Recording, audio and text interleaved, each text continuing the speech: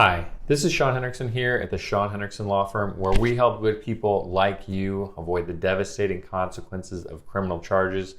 Today, we're going to be talking about corruption in our criminal justice system. Before we get to that, we do have a free download for you. It's 5 things you should be doing right now if you've been arrested. You can click down in the description below and we'll send that right out to you. I recently heard another attorney say that there is not any corruption in our justice system or that we don't have a corrupt system. But when I actually sat back and think about it, I was shocked at how many times I could think of corrupt things happening or people being charged and convicted for corruption in our justice system. For a little bit of background, I've been an attorney for just over 10 years now. I practice almost exclusively in San Antonio, and so we're going to talk about some cases that have happened during that time that I have had the chance to see. And when we're looking at corruption, what I think corruption is when there is an official or a government. When we're looking at corruption, generally we're looking at people who are elected officials or government employees who are using their position of power for their own personal gain. And the types of charges that we see come from that a lot are bribery, official oppression, and different things like that. But really they could be almost any type of charge could be related to corruption. In San Antonio, in about the last 10 years or so, here are some of the instances that I could think of just off the top of my head of corrupt things that have happened. One of the biggest of those is right around the time that I was licensed. There was actually a district court judge who was charged with and later convicted of accepting a bribe from a criminal defense attorney, or perhaps criminal defense attorneys. I don't remember exactly which it was.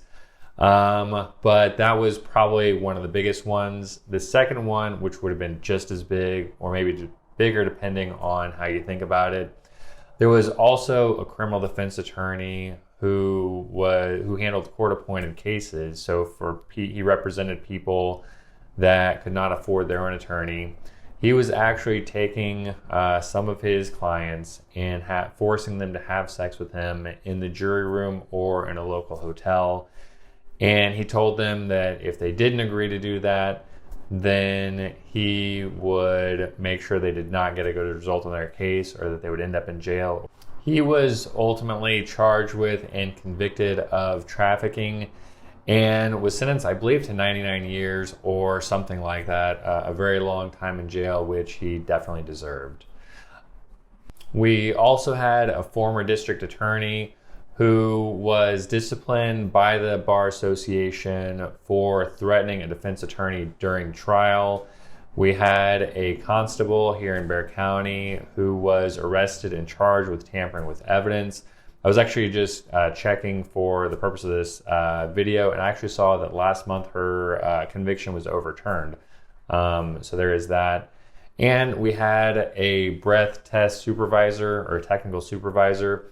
They're the person who's in charge of making sure that our breathalyzer machines at the jail are working correctly and properly maintained.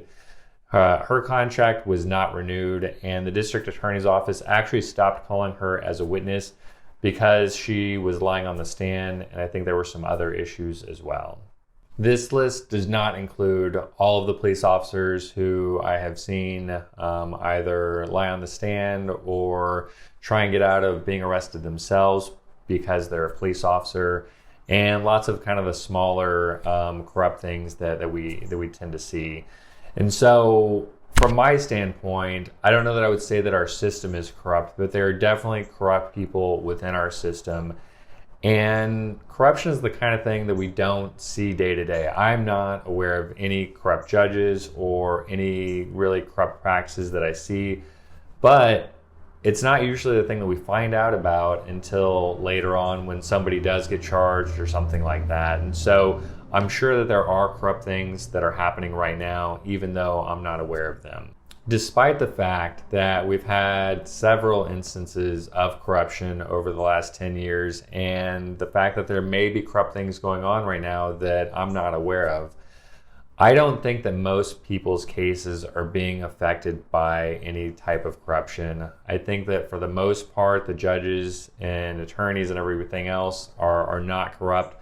It's definitely not to say that we have a perfect system, but I don't think that corruption is so prevalent that it has an effect on most people's cases.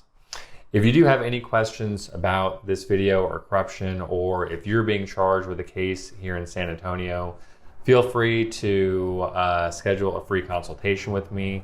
You can give us a call at 210-942-4997, or there's a link down in the description below where you can schedule a free consultation right from there without having to give us a call.